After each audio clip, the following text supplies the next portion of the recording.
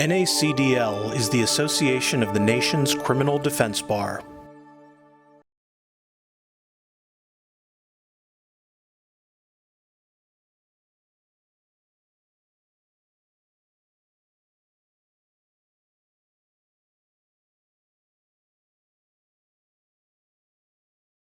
Good afternoon, everyone. It's great to almost see you. I know you're there out there. Keep your names coming in the chat so we can see who's in the session. We're really glad to be here. So today we're going to talk about this new NACDL report that has really been a labor of love for the past couple of years, and it seems more timely than ever now. I can say that the genesis of this report was NACDL identified that anti-abortion legislation and related criminal statutes in many states would ultimately lead to overcriminalization. And that was even more so going to be the case if Roe v. Wade were, to be overturned, which really for the first time in a very long time is a real possibility as soon as the next time, Supreme Court is in session and here's this case coming up. And NACDL wanted to delve into that connection between abortion laws and overcriminalization and to make that discussion about that connection part of the national dialogue on abortion. And the research that this report is based on really grew out of work that was done by NACDL's Women in Criminal Defense Committee. Missy and I are members of that committee, and we're also the co-chairs of that committee.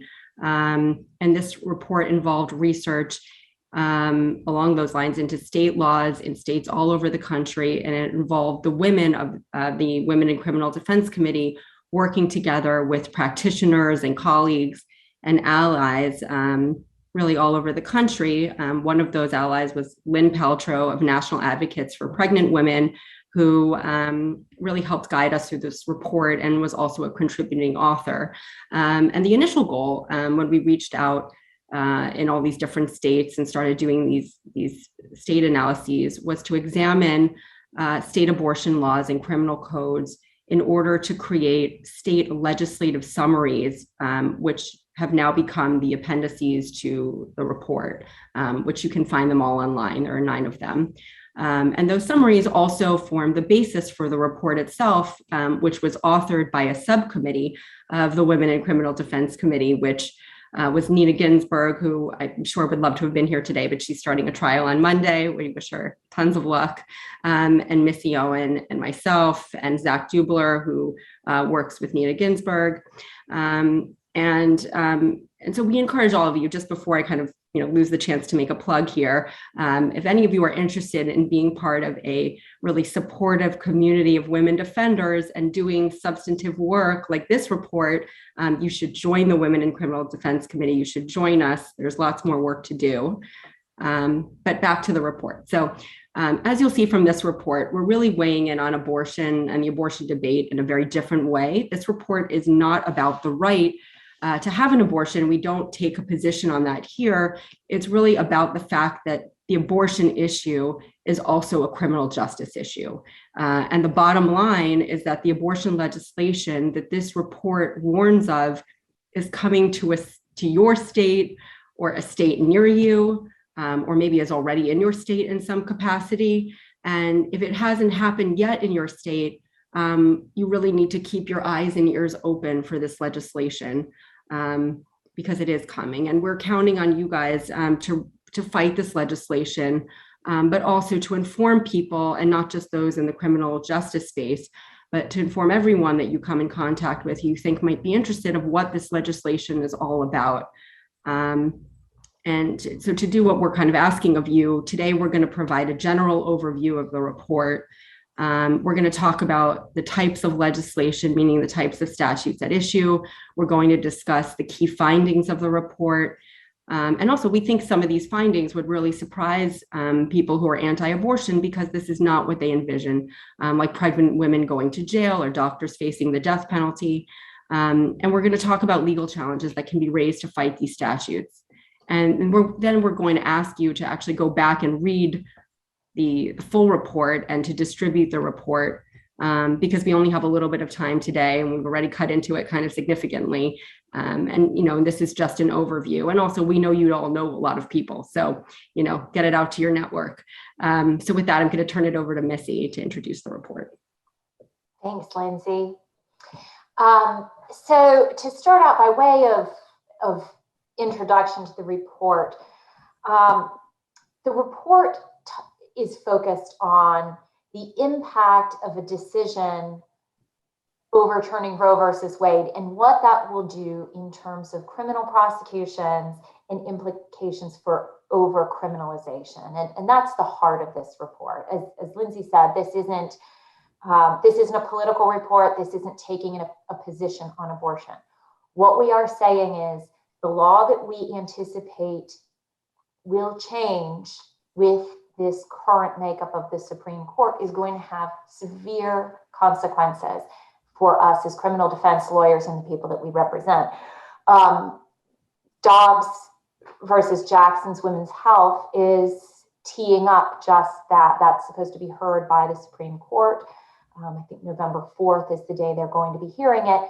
And that is a decision that's going to be made as to whether or not a 15-week abortion bans have been made in the law in Mississippi legislation they passed is that you can have an abortion you cannot have an abortion after 15 weeks as opposed to 24 weeks, which has been the long-standing point of viability. That's going to be heard. And so this is a timely report. This is happening now. The report analyzed not all of the legislation in the country. It just covered Alabama, Arkansas, Georgia, Kentucky, Louisiana, Mississippi, Missouri, Ohio, and Utah. So those are the states that we're talking about when you read this analysis. Lindsay? Okay, so what we're going to do next is talk about the various state statutes, the types of state statutes that the report discusses and that we're asking you to kind of be on the lookout for in your states.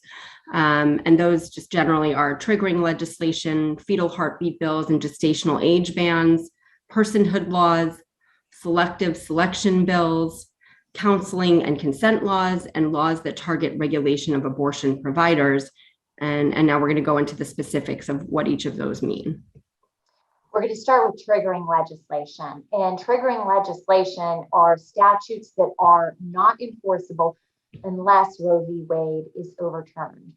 And these laws act as a way to ensure that abortions become automatically illegal in the event that Roe is overturned.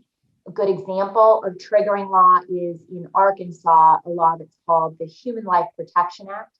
And the law begins with this preamble. It is time for the United States Supreme Court to redress and correct the grave injustice and the crime against humanity, which is being perpetuated by their decision in Roe versus Wade.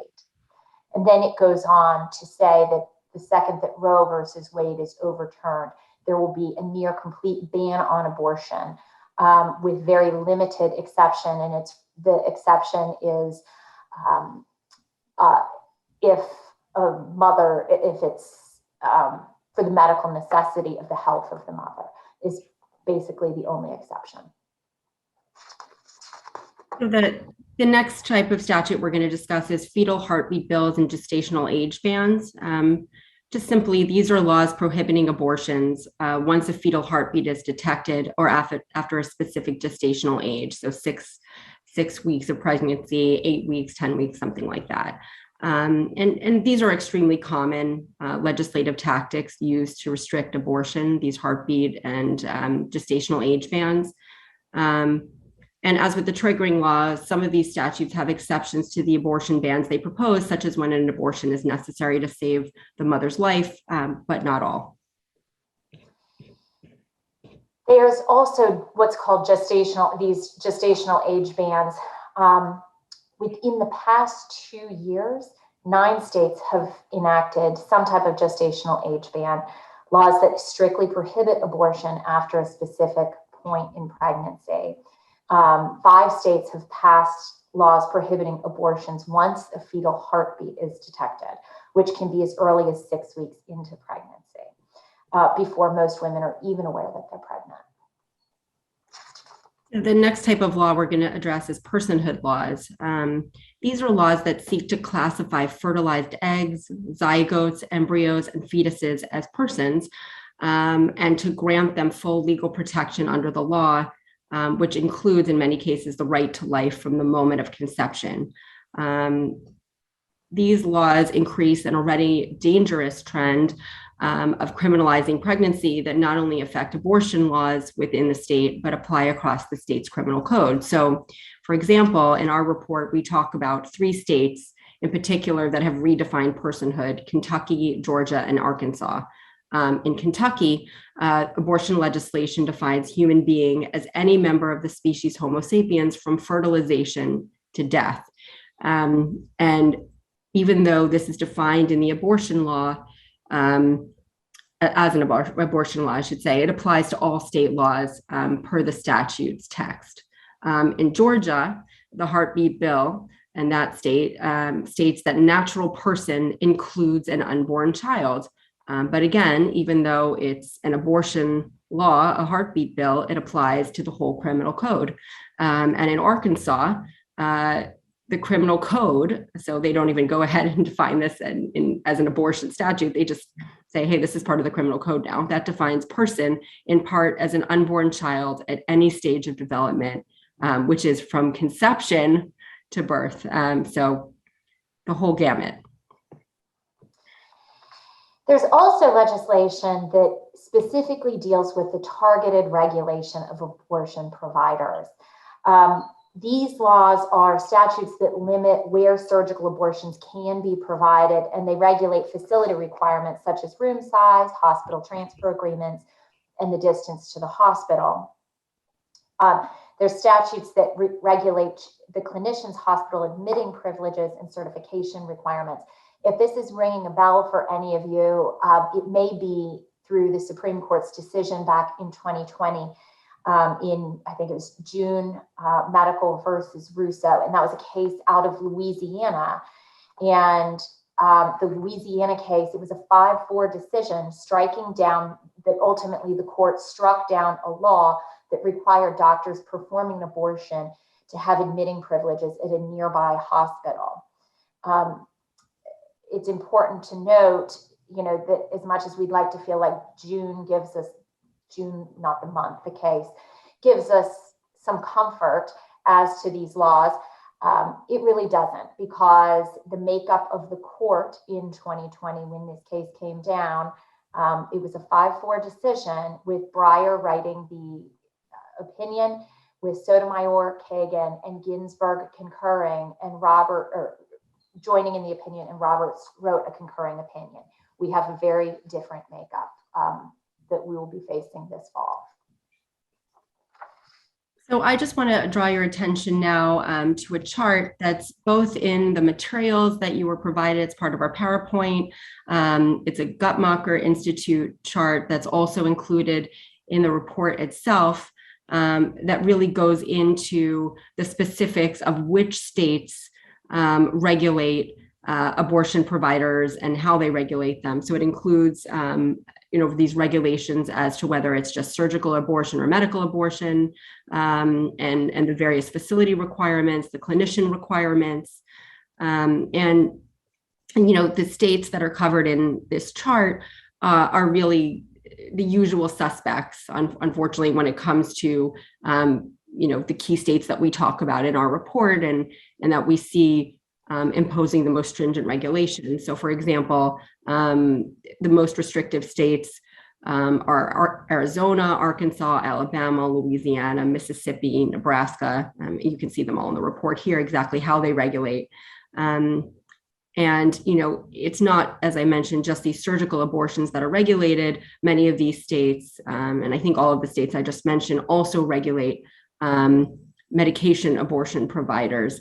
And also some of the regulations that they impose are really fairly arbitrary, such as corridor width. I have no idea what that connection would be, in particular to a non-surgical abortion, although even with a surgical abortion, it seems a bit of a stretch. And also the distances to the hospital that's required can often be prohibitive, and in the context of how far-reaching and these regulations go.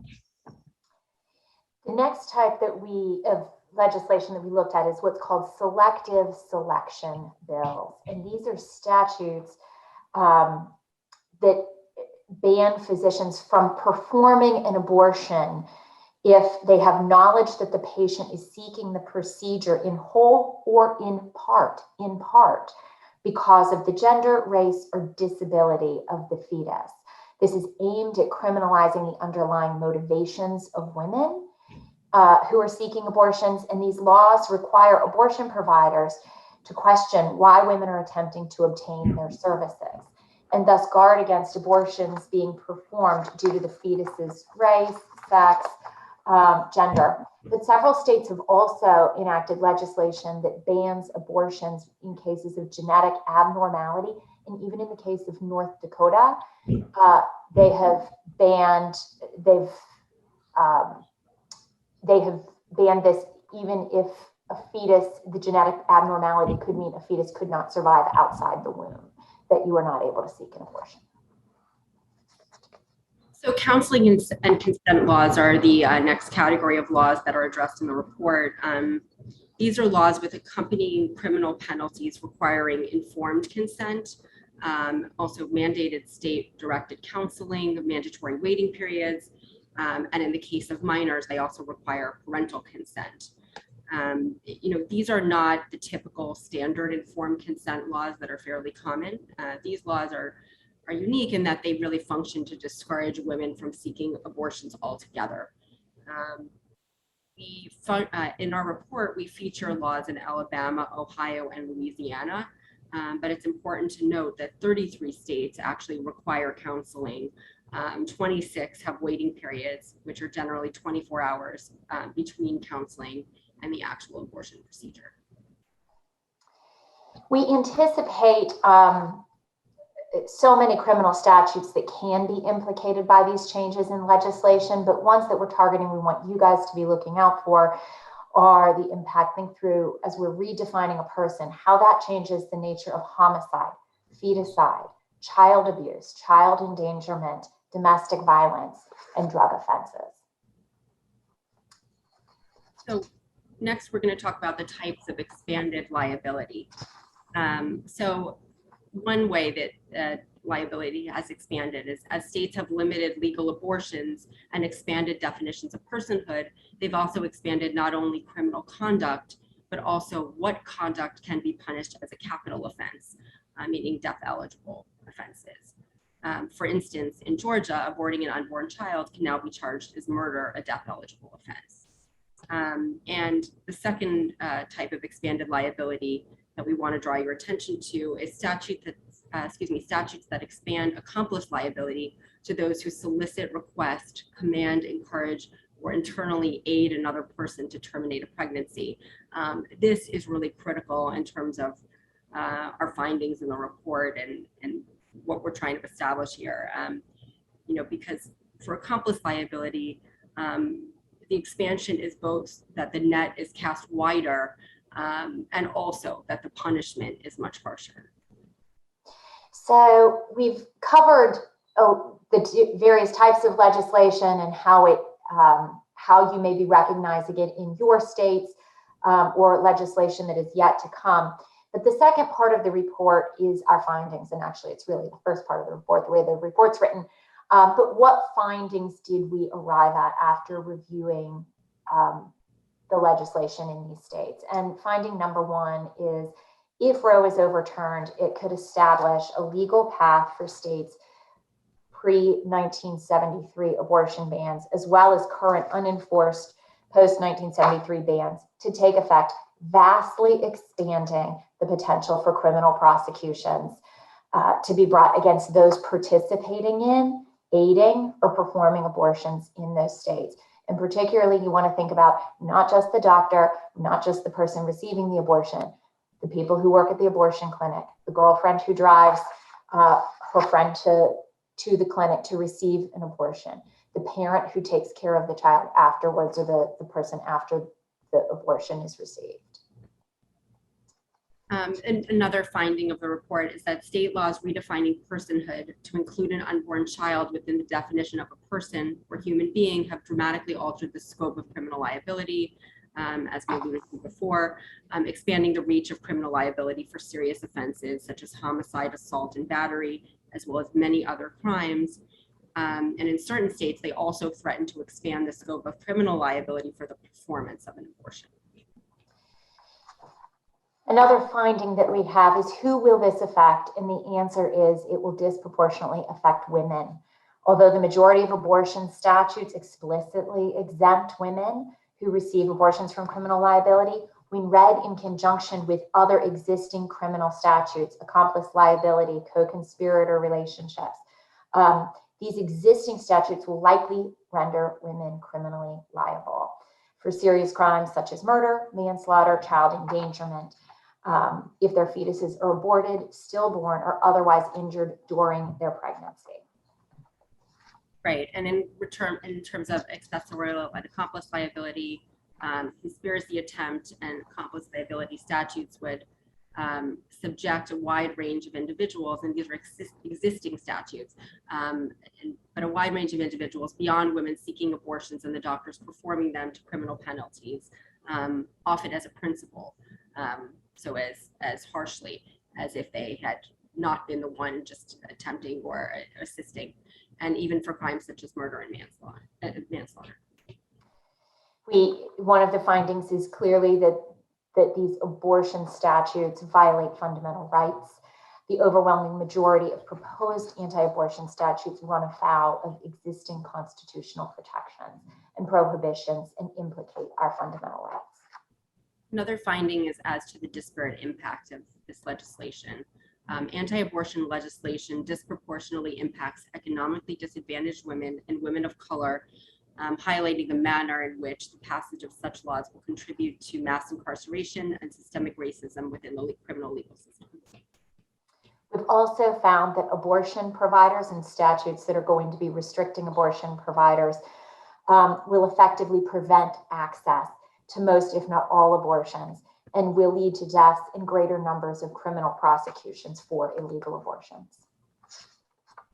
And finally, the last finding is that the proposed anti-abortion laws, if enacted, and/or a Supreme Court decision overturning Roe v. Wade, which obviously our eyes now are on Dobbs, will lead to record overcriminalization in the context of abortion and in many other criminal offense categories, and to unprecedented mass incarceration. We ask for your help and your partnership going forward as criminal defense attorneys across the country in fighting these ongoing legal challenges that we will have to raise, including equal protection issues, due process, limitations on right to privacy, the burden on people's right to travel, statutes that are unconstitutionally vague, and any 13th Amendment involuntary servitude. Please continue to stay tuned to NACDL as we continue to develop trainings that will help criminal defense lawyers across the country fight these prosecutions that we anticipate coming in the near future. So I think we're out of time. So we just want to thank you so much for giving us the opportunity to present this report, and we hope that you will go and read the full report and share it widely. So thank you so much.